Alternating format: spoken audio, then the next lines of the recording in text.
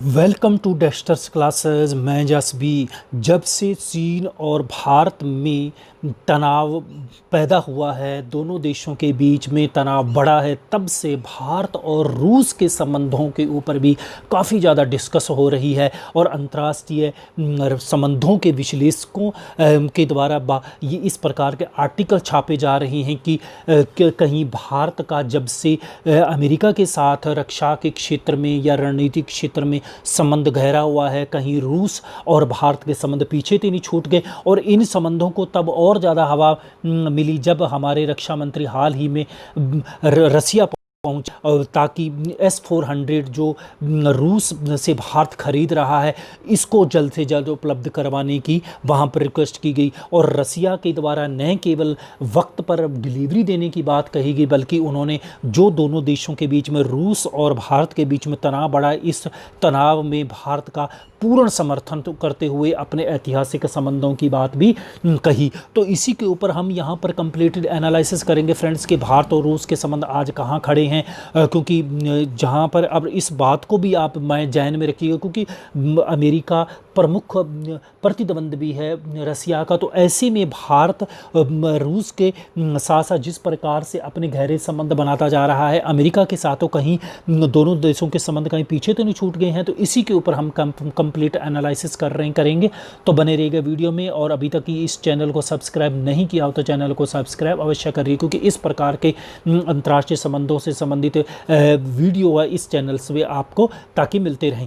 अब यहाँ पर आप जैसा कि आप मैप में देख पा रहे होंगे कि ये ऊपर यहाँ पर आप देख पा रहे होंगे रूस मंगोलिया से रसिया। और रसिया न केवल दुनिया का सबसे विशाल देश है, बल्कि ये दोनों महाद्वीपों में, यानी कि एशिया महाद्वीप में भी आता है और यूरोपीय महाद्वीप में भी आता है। तो यहाँ पर अब इसकी सीमा दो, यानी पूर्वी सेक्टर से और मध्यम सेक्टर पर रसिया की चाइना से लगती है। और यहाँ पर आप लोगों को ये भी ध्यान होगा कि रूस और चीन के बीच में सन 1969 में सीमा को लेकर भी युद्ध हो चुका है। तो इस प्रकार से यहाँ पर हालांकि दोनों देशों के बीच में गहरे संबंध, आज की डेट में यदि हम बात करें तो रूस और चाइना के बीच में काफ़ी ज़्यादा आर्थिक संबंध है। और वो मजबूरी है, क्योंकि चाइना और अमेरिका, सॉरी रसिया, ये नहीं चाहते कि इस एशिया महाद्वीप के अंदर अमेरिका का प्रभाव बढ़े। तो इस वजह से मजबूरी में रसिया को चाइना के साथ आना पड़ा। लेकिन अंदर ही अंदर रसिया भी चाहता है कि भारत को स्ट्रॉन्ग किया जाए, ताकि इस अब जो ये आक्रामक रूस कर रहा है इसको कंटेन किया जाए, रोका जाए।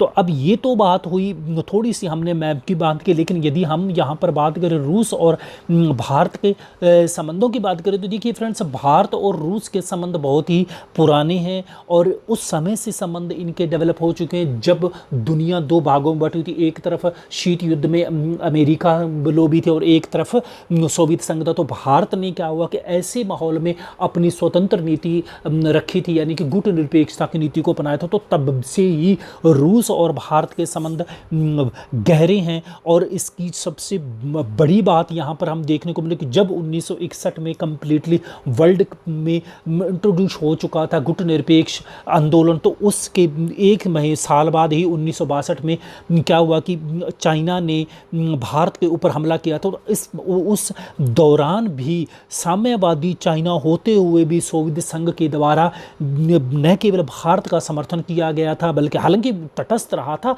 पहले ये बता दूं कि इस युद्ध में भारत और चाइना के युद्ध में सोवियत संघ कंप्लीटली तटस्थ रहा था, लेकिन उन्होंने भारत को युद्ध विमान उपलब्ध करवाए थे। यहाँ पर आप देख पा रहे हैं 1962 में MiG-21 जेट युद्ध विमान भेजे थे। और लेकिन यही युद्ध विमानों को चाइना लेना चाहता था, लेकिन चाइना को उन्होंने, रूस ने साफ मना कर दिया था। फिर 1965 में जब भारत और पाकिस्तान के अंदर युद्ध हुआ था, तब भी रसिया के ने ही कंप्लीटली भूमिका निभाते हुए यहाँ पर इन दोनों देशों के बीच में ताशकंद में एक समझौता करवा था। फिर उसके बाद यदि आप 1971 की बात करें करें तो यहाँ से दोनों देशों के बीच जो संबंधों की जो इबारत है वो ऐसी लिखी गई कि आज तक भी दोनों देशों की दोस्ती के दुनिया भर के अंदर कसीदे पढ़े जाते हैं। क्योंकि सन 1971 के अंदर जब ये लगा भारत को कि बांग्लादेश में मूवमेंट चल रहा है, काफ़ी ज़्यादा अग्रेसन किया जा रहा है पाकिस्तान के, जो उस समय पूर्वी पाकिस्तान कहलाता था, तो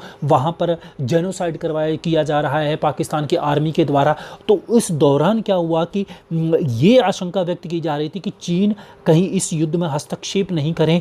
तो इसमें फिर भारत ने पहले ही क्या किया कि 1971 में सोवियत संघ के साथ एक मैत्री संधि की। इस दौरान हमारे जो तत्कालीन रक्षा मंत्री थे स्वर्ण सिंह, वे रसिया पहुंचे और दोनों देशों के बीच आपसी संबंधों की बात कही गई। और फिर 1971 में दोनों देशों के बीच में मैत्री सहयोग संधि हुई। और इसी संधि के बाद जब 1971 में दिसंबर के महीने में भारत और पाकिस्तान के बीच में युद्ध हुआ बांग्लादेश के नाम पर, तो तब क्या हुआ था कि अमेरिका के द्वारा हिंद महासागर में अपना दुनिया का सबसे स्ट्रॉन्ग जो जहाजी बेड़ा, 7वां जहाजी बेड़ा, वो उतारा।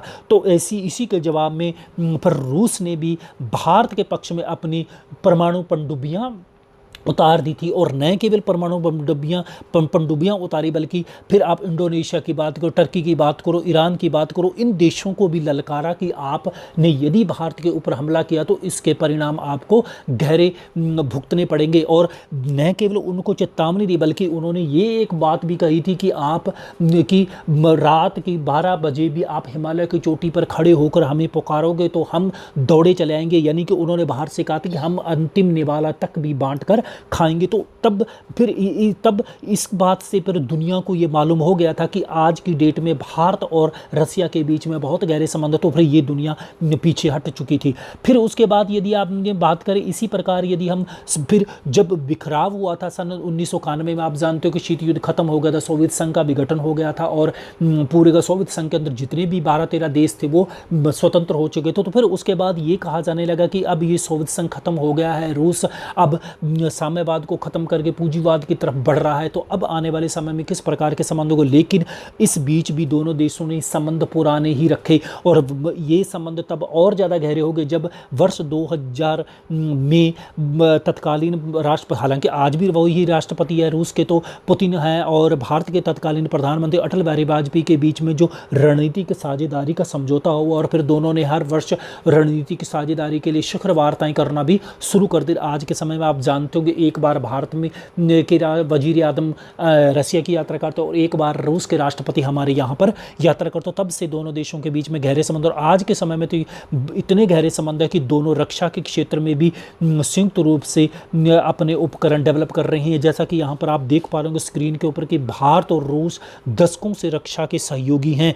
यहाँ पर आप देख रहे हो कि यहाँ पर ब्रह्मोस मिसाइल, दुनिया की सबसे तेज ब्रह्मोस मिसाइल की यदि आपने बात करें तो ये भारत और रूस के संयुक्त सहयोग से है। फिर आप मिग विमानों की बात करें, सुखोई विमानों की बात करें, भारत का जो सबसे जो प्रथम पंक्ति का जो लड़ाकू विमान की हम बात करें, सुखोई जेट विमान की बात करें, वो भी रसिया से खरीदा गया है। इसके अलावा भी ट्रम्प मिसाइल जिसके अपने बात कर रहे थे, ट्रायम्फ मिसाइल जिसको बोलते हैं S-400 डिफेंस एयर, यानी कि सतह से हवा में मार करने वाला एक ऐसा डिफेंस है जिसकी 400 किलोमीटर की जो मार का क्षमता है, दुनिया का सबसे खतरनाक विमान है। इसके ऊपर हम अलग से वीडियो बना चुके हैं, जब हम उस पर हमने कम्प्लीटली डिटेल से डिस्कस किया था, जब हमने बात की थी कि रूस में हमारे रक्षा मंत्री राजनाथ सिंह यात्रा पर गई हों, तो तब हमने इसको डिस्कस किया।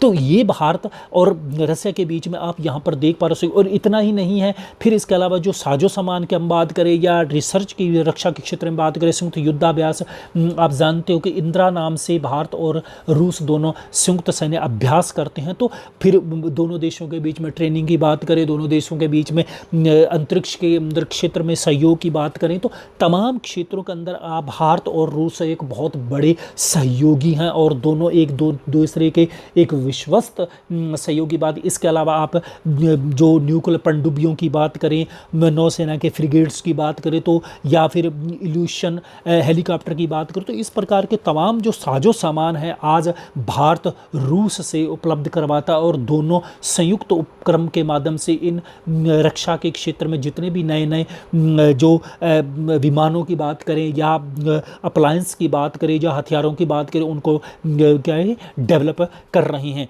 और एक आंकड़े के अनुसार यदि आप बात करें, इससे अंदाज़ा लगा सकते हो दोनों कितने बड़े होंगे कि वर्ष 2012 से लेकर 2016 तक रूस भारत का सबसे ज़्यादा हथियारों का सप्लाई रहा है, 68%। लेकिन आज की डेट में यदि हम बात करें थोड़ा सा कम हुआ है, क्योंकि आजकल भारत ने अमेरिका से भी अपने साजो सामान खरीदना, हथियार खरीदना, जैसे चिनूक की बात करें, अपाचे की बात करें तो ये अमेरिका से खरीद रहा है, कुछ इजराइल से भी खरीद रहा है। क्योंकि देखिए अंतर्राष्ट्रीय जो संबंधों की हम बात करें तो इसमें न कोई स्थायी दोस्त होता और न कोई स्थायी दुश्मन होता, वक्त के अनुसार थोड़ा बदलता चला जाता है। तो इस वजह से आज के वक्त की हम बात करें तो भारत न केवल रूस के पर ही डिपेंड है, बल्कि उन्होंने अब अपनी थोड़ी थोड़ी डिपेंडेंसी रक्षा के क्षेत्र में या साजो सामान के क्षेत्र में अमेरिका और इजराइल जैसे देशों के ऊपर भी निर्भर करना भी शुरू कर दिया। तो इस प्रकार से हम बात करते हैं। लेकिन प्रमुख यदि आप सहयोगी की बात करें तो वो रसिया ही है, क्योंकि देखिए S-400 की यदि हम बात करें तो इसमें अमेरिका ने भारत पर तमाम तरह के दबाव बनाने की कोशिश की थी, चेतावनी दी थी, क्योंकि उन्होंने एक कात्सा नियम 2017 में बनाया था कि जिसके आधार पर यह कहा गया था कि यदि आप रसिया से किसी प्रकार का भी हथियार खरीदते हो तो हम आपके ऊपर सैंक्शन कर देंगे। लेकिन भारत ने उन सैंक्शंस का भी परवाह न करते हुए रूस को प्रायोरिटी देते हुए उन्होंने अमेरिका ने तो यहाँ तक कहा था कि हमारे से थार्ड खरीदिए, लेकिन भारत ने थार्ड न खरीदते हुए S-400 अप्लायंस लेने की बात कही। और इसके अलावा यदि हम अमेरिका की बात करें तो 14% और इजराइल के साथ भी 7.5% का रक्षा के क्षेत्र में साझेदार है। अब यहाँ पर यदि हम व्यापारिक संबंधों की बात करें तो दोनों देशों के बीच में थोड़ा सा कम है। देखिए दोनों देशों के बीच में यदि आपसी व्यापार की बात करें तो यानी कि लगभग 11 बिलियन डॉलर के आसपास व्यापार है, लेकिन 2025 तक 30 बिलियन डॉलर के व्यापार का लक्ष्य रखा गया। क्योंकि रूस से हम गैस की बात, और हालांकि हम तो अभी तक इनसे ज़्यादातर माइंस के क्षेत्र में या इसके सोने के क्षेत्र में ही सहयोग कर रहे हैं, खरीद रहे हैं, या फिर और अभी रूस ने ये भी ऑफ़र किया है कि हमसे गैस और तेल खरीदिए। लेकिन अभी तक परिवहन की समस्या बड़ी ज़्यादा है, वहाँ पर दूर पड़ता है, इसीलिए हम मिडिल ईस्ट या एशिया से हम खरीद रहे हैं ताकि हमें सस्ता पड़े, क्योंकि वहाँ पर परिवहन की वजह से, वहाँ पर महंगा पड़ने की वजह से नहीं खरीद रहे हैं, तो अदरवाइज हमें काफ़ी ज़्यादा सस्ते दरों पर मिल जाते हैं। लेकिन इसके अलावा यदि हम बात करें तो तेल, खनिज, फार्मास्यूटिकल्स, पेपर उद्योग, लॉजिस्टिक्स क्षेत्र में भी निवेश की बात कही जा रही है, रूस से बात कही जा रही है। इसके अलावा यदि आप हीरे की खानों की बात करें तो रूसी कंपनी अल्रोसा को वर्ष 2018 में ठेका दे दिया और उन्होंने 2018 में मुंबई में कार्यालय स्थापित कर दो। इसी प्रकार यदि हम भारत की बात करें तो भारत ने भी साइबेरिया सोने के खानों में 65 बिलियन डॉलर के निवेश की बात कही गई। और हाल ही में जब हमारे प्रधानमंत्री नरेंद्र मोदी जी मास्को गए थे तो तब भारत ने और रूस के द्वारा भी एक बहुत बड़े पैकेज पे पर समझौता किया गया था, और भारत ने क्रेडिट के ऊपर काफ़ी बड़ा लोन देने की बात भी कही गई थी, ताकि जो पूर्वी क्षेत्र है, क्योंकि वो बहुत लंबा चौड़ा होने की वजह से वहाँ पर जो साइबेरिया क्षेत्र की हम बात करें यानी कि पूर्वी रसिया की बात करें तो वहाँ पर अभी जो डेवलपमेंट नहीं हो, उसी के अंदर वहाँ पर डेवलपमेंट करने के लिए भारत के द्वारा क्रेडिट लोन देने की बात भी कही थी। तो इसी प्रकार तो यहाँ पर अब लेकिन एक चीज़ और यहाँ पर यदि हम रक्षा के क्षेत्र के हम इतने गहरे संबंध होने के बाद है, लेकिन इस बीच दोनों देशों के बीच में कुछ विवाद भी देखने को मिला था। क्या हुआ कि CAI की रिपोर्ट तो कहती है कि 1998 में इंदिरा गांधी के शासनकाल में रूस के द्वारा हमारे नेताओं को काफ़ी ज़्यादा फंडिंग भी की गई थी, भारत के खिलाफ जासूसी भी करवाई गई थी, यानी कि 40% तो भारतीय नेता और राजनीतिक दलों को काफ़ी बड़े लार्ज स्केल पर सोवियत संघ के द्वारा फंडिंग की गई थी। देखिए फंडिंग की यदि हम बात करें, जासूसी की बात करें, देखिए चाहे आप भारत और अमेरिका के बीच में आज हम बात करते विश्वास बढ़ता जा रहा है, या हम यहाँ पर ये भी बात कर सकते हैं कि अमेरिका और इजराइल के बीच में तो एकदम गहरे संबंध हैं, परंतु फिर भी दोनों एक दूसरे के खिलाफ जासूस कर, तो वो एक नॉर्मल बात है। तो परंतु यहाँ पर ये कहा जा रहा है कि बड़े लार्ज के ऊपर फंडिंग की थी। राजीव गांधी शासनकाल में भी ये कहा गया कि सोवियत संघ के द्वारा भारतीय नेताओं को फंडेगी, राजनीतिक दलों को फंडेगी, CPI और CPM जो पार्टियां हैं यानी कि बाका कम्युनिस्ट पार्टी है, भारतीय कम्युनिस्ट पार्टी है, इनको फंडिंग की गई। हमारे बिजनेसमैन को, हमारे पत्रकारों को, यूनिवर्सिटी के प्रोफेसर्स को काफ़ी बड़े लार्ज स्केल पर फंडिंग की गई। भारत में सोवियत संघ को बढ़ावा दिया जाए, सोवियत संघ के खिलाफ के पक्ष में प्रचार किया जाए, तो इस प्रकार की काफ़ी ज़्यादा फंडिंग की गई। तो इसको लेकर भी काफ़ी ज़्यादा लोगों के अंदर यहाँ पर रोष भी देखने को मिला। और और इसके अलावा यहाँ पर आपने एक चीज़ और यहाँ पर देख सकते हैं कि इन दोनों जो पाकिस्तान के साथ भी जो नज़दीकियाँ बढ़ी, उसको लेकर भी भारत और रसिया के बीच में थोड़ा सा एहसास देखने को मिला, क्योंकि भारत ने कहा कि हमारे और आपके दशकों पुराने रिश्ते हैं, लेकिन जब थोड़े दिनों पहले आपने देखा होगा कि रूस का पाकिस्तान के नज़दीक आने भी भारत के लिए काफ़ी ज़्यादा चिंता की बात हुई थी, क्योंकि जब ये बात आ रही थी कि जो पाकिस्तान और चाइना का जो इकोनॉमिक कॉरिडोर बना, जिनको हम सी पैक बोलते हैं, CPC बोलते हैं, उसमें ये कहा जा रहा था कि यूरोशियन तक उसको बढ़ाने की बात जी जा रही है। ग्वादर जो बंदरगाह डेवलप कर रहा है चाइना, उसमें ये कहा जा रहा था कि रसिया भी अब सहयोग करेगा, तो इसको लेकर चिंता थी। तो और न केवल चिंता नहीं, बल्कि ये भी है कि ये भी खबर निकल कर के वर्ष 2019 में ये कहा गया कि रूस पाकिस्तान में ऊर्जा के क्षेत्र में भी $14 बिलियन का निवेश करने जा रहे हैं। इसके साथ साथ जो उन्होंने ये भी कहा था कि जो किसी टाइम में अफ़गानिस्तान में अमेरिका का सबसे बड़ा सहयोगी था पाकिस्तान, उन्होंने ये कहा कि अब सोवियत संघ का यानी कि रूस का अब सहयोग करेगा। और इतने ही नहीं हैं, और वर्ष 2016 में जब रूस और पाकिस्तान के बीच में पहली बार सैन्य के क्षेत्र में अभ्यास हुआ, मिलिट्री ने आपस में सहयोग का, तो उसमें भी भारत ने रसिया को आपत्ति जताई थी। फिर उसके बाद रसिया भी मान गया कि भारत को इस पर आपत्ति है, तो फिर अगले आने पर जब 2017 में नेवी एक्सरसाइज की गुहार की थी पाकिस्तान ने रूस से, तो फिर रसिया ने इसके ऊपर भारत की चिंता को मद्देनजर रखते हुए पाकिस्तान को किसी प्रकार इसमें पर जवाब नहीं दिया। तो इस प्रकार से आज के यदि हम बात करें, तो आज रूस का यदि हम सहयोग की बात करें, तो भारत के साथ आज भी उसी पर सकारात्मक रूप से सहयोग कर रहा है।